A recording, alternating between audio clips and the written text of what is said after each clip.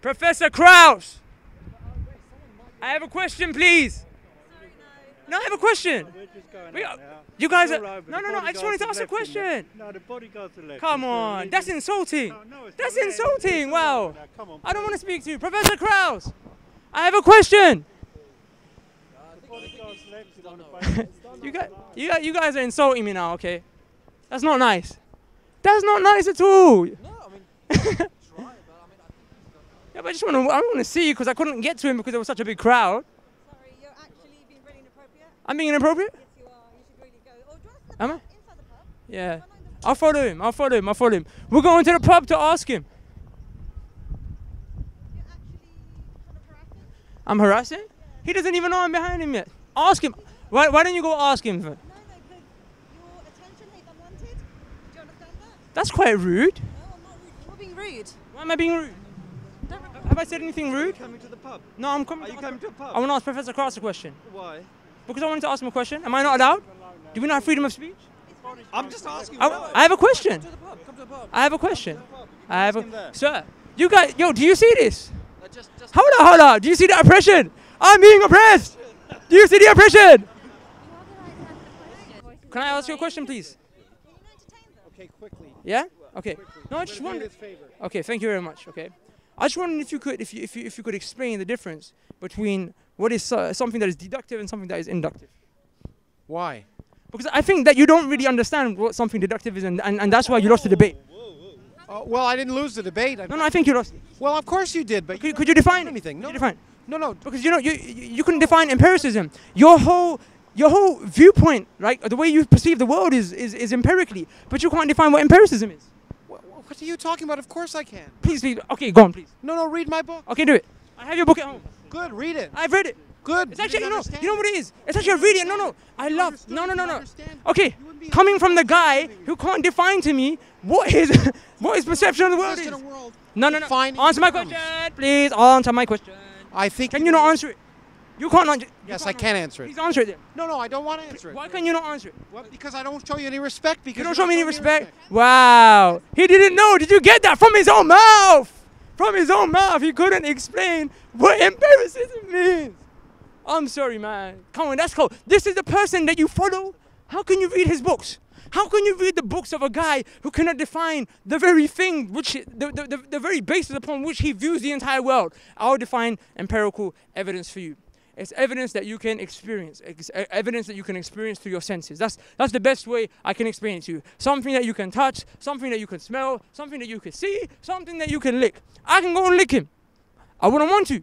I might catch something, but I'm just saying, I can do that. That's what he would say to me. That he could prove to me I exist by licking me. Or maybe you know how he said in the debate, he advocates incest, right? He said, I don't have a problem with incest, really. There might be a few genetic problems, but basically, you can go and rack your mum, right? That's what he's saying. You can go have sex with your mum. That's what this idiot is saying, right?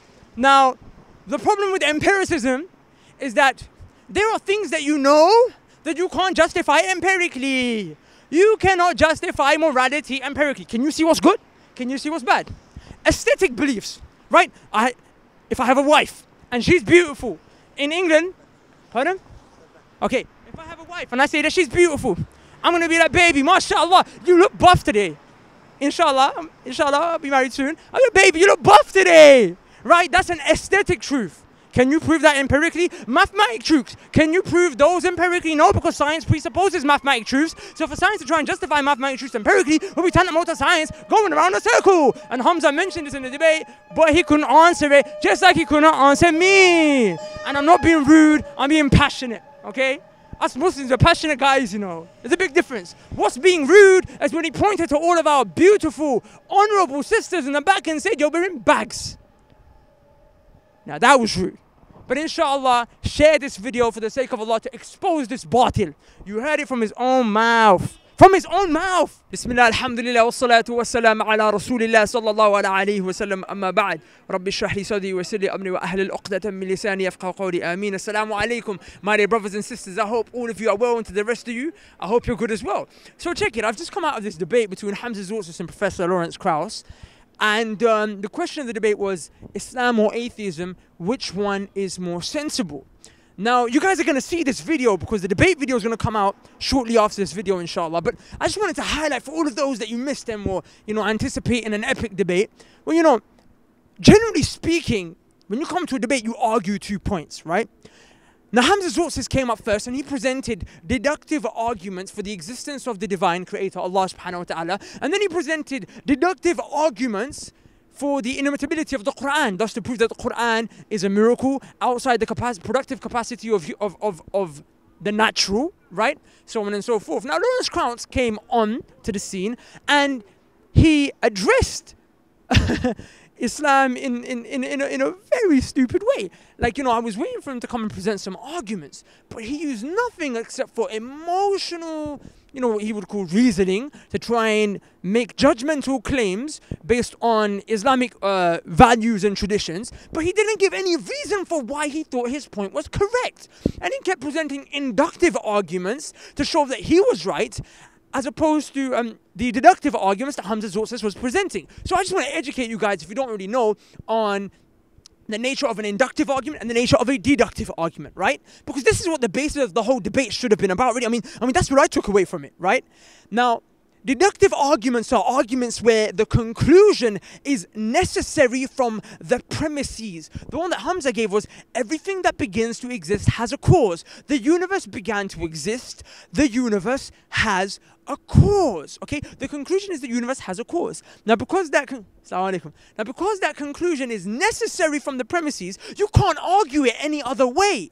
So the thing that Lawrence Krauss should have come up and done was address whether the premises to the argument were valid. That did the universe begin to exist? Well, he affirms this in his book, and in the debate he affirmed this, and Hamza showed this philosophically, and then he used scientific empirical evidence as suggestive evidence, but his main argument was deductive. It was a philosophical argument to show that the universe already began to exist.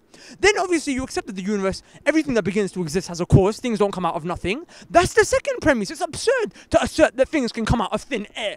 They can't come out of nothing. This doesn't make sense. But Lawrence Krauss didn't address either of these two premises. And because he didn't, the conclusion, which is logically sound, stands. The premises are true, which means the argument is valid. And on that basis, Lawrence Krauss, he clearly lost the debate. So let's put the semantics and the rhetoric all to the side, and let's look at what the substance of this idiot is.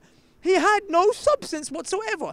And then he came forth and suggested the inductive method as a method that is superior to the deductive method. Now let's discuss inductive method. And this is the method that science basically rests upon. So, inductive method. What is it? What is the inductive method? I see 100 bald men that are arrogant and atheists, and their name is Lawrence Krauss. Okay? Now, I look at this, and then I make this observation, and then I conclude that the 101st arrogant, bald, atheist man will also be named Lawrence Krauss, right? Now, but is that a guarantee? Because no, the 101st man could have actually been a very, handsome guy named Lawrence Krauss with long hair that was a Muslim. He could have been, right? So, but this is what the inductive method is. As you can see, it gives you what the evidence is on the balance of probabilities. You can never have absolute certainty. So for a method that attempts to tie the loose ends together to give you the most probable conclusion, to use that as something to weigh up against an argument that necessitates the conclusion that is a means to certainty, is absolutely, it's like, as Hamza said very rightly, it's like me coming to your house for a cup of tea, me inviting you to my house, having a cup of tea, and I'm talking to you, and we're having a discussion, but you're talking to the wall. That's exactly what we're doing. It's like I'm talking to you in English, and you're talking to me in French. It's two totally different paths, right? And one is clearly superior to the other because one gives you truth. And as he said, Lawrence Krauss, because he advocates the inductive method, he doesn't believe anything. So on that basis, what an idiot, right? And then, okay, so, we can move on from that. But I just wanted to comment on something. I don't want to go here and give you the whole debate. You guys can watch it yourself. You're rational human beings. If you listen properly, then think about it, then you'll come to the same conclusion as I did. But I just want to mention something at the beginning, right, which I thought was a bit weird, okay? So, clearly you come to an Islamic event, and, we have Islamic morals, we have values, we have traditions that people need to respect. If I come into a church, if I come into a scientist's laboratory, and, they're doing an experiment, and they tell me, no, our terms and conditions are you put on the goggles and you put on the white coat, right? I'm going to comply, right? Because I respect their terms and conditions. I respect their conduct. Now, at the beginning of the event, right, What happened was that one guy went and sat in the ladies section. Now, as you know, in Islam, segregation is something that is something that we practice, okay? And not, in case you're thinking, the men kicked up off us. The women, the Muslim women that he went and sat next to, were like, we don't want to sit next to this guy. Why is he coming and invading our privacy? We don't want to sit next to him. We feel that he is intruding on our privacy. So he kicked up a whole fuss and said, I'm here for the cause and I'm protesting. So, you know, the security had to remove him. And Professor Lawrence Krauss came out to the back and I followed. I was right there. And there's been some video footage. One of the brothers was recording on his camera phone. If it's not in this video, it's going to be up soon, inshallah. You can rest assured. And I was completely just shocked, okay? Because this individual came forth and he said, if you don't let them sit with the women, I am not going to carry on with the debate. So in essence, what he's saying is, if you don't let him violate your traditions, your values, your morals, then I am going to not continue with the debate. In essence, okay, he says he's an advocate of equality and justice and we should ask the women what they want. And the women say, we don't want to sit next to him. So on that basis, you're disrespecting the women because they're telling you they don't want to do this, yet you're imposing what you want for them. Now that is oppression. That is oppression, okay? And it was just, it just paints a perfect picture, right? You've got a bunch of people that, you know, academics, you think you're a little smart, you think you know look, something that may be best for you is not best for everyone else, right? And even the Quran goes forth, La ikraha fid din. There is no compulsion in religion. Even the Quran tells you this is what's best for you, but it doesn't impose it on you, right? It doesn't compel you. Yeah, there'll be consequences if you don't, but that's up to you. Do you see what I'm saying? And I just thought, you know, that is a total illustration. I mean, that just totally exposes everything that Lawrence Krauss and the new neo-atheist movement stands for. You guys can watch the debate, man. And it was just totally, you know, obviously we have the debate format. One speaker speaks, then the next speaker speaks, and then at the end they have a crossfire discussion. He interrupted Hamza so much that in Hamza's rebuttal, you can time it. The video will be out soon. He interrupted him so much that he spoke more than Hamza in his own rebuttal. Right? So, you know, with that, I'll leave you guys to it. I will leave it on this verse that the Quran presents, this ayah that the Quran presents forth. قُلْ هَاتُوا بُرْحَانَكُمْ إِن كُنْتُمْ صَادِقِينَ. Okay?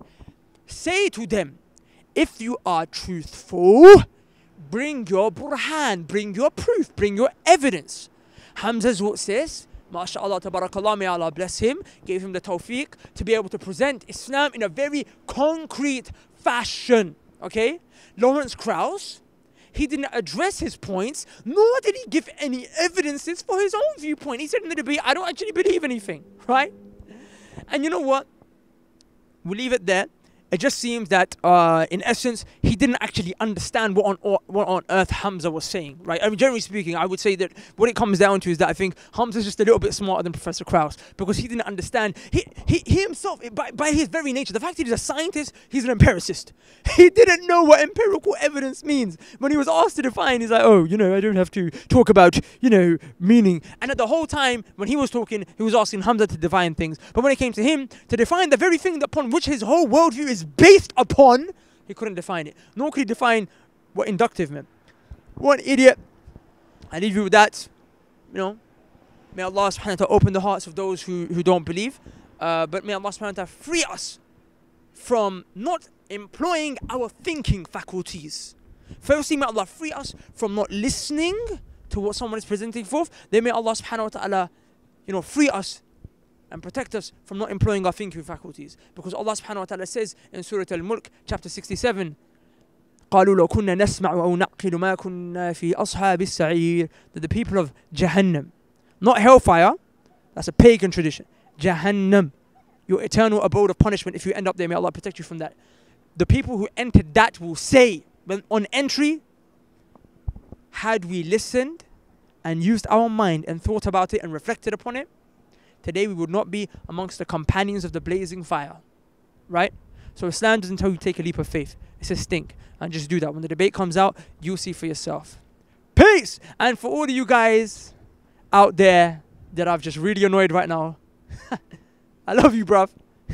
And I look forward to your response videos. Assalamu alaikum. May Allah guide you. Ameen.